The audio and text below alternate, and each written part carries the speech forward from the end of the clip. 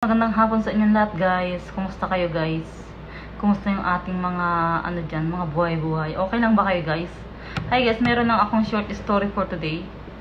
Para base sa aking experience guys. Para sa mga problema sa followers guys, meron akong advice. Hindi niyo na kailangang magtutok sa mga F2F. Okay guys? Kasi ako guys, problema talaga ako sa followers. Kahit sa viewers na problema talaga ako.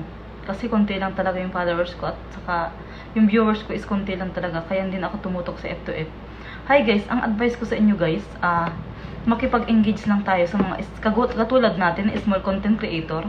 Yung mga dumadaan sa wall natin, i-engage natin sila, makipag-engage tayo. Kahit yung mga post nilang picture o mga quotes, mag-comment tayo doon, mag-react. Okay guys, nakakadagdag yun sa engagement. Okay guys?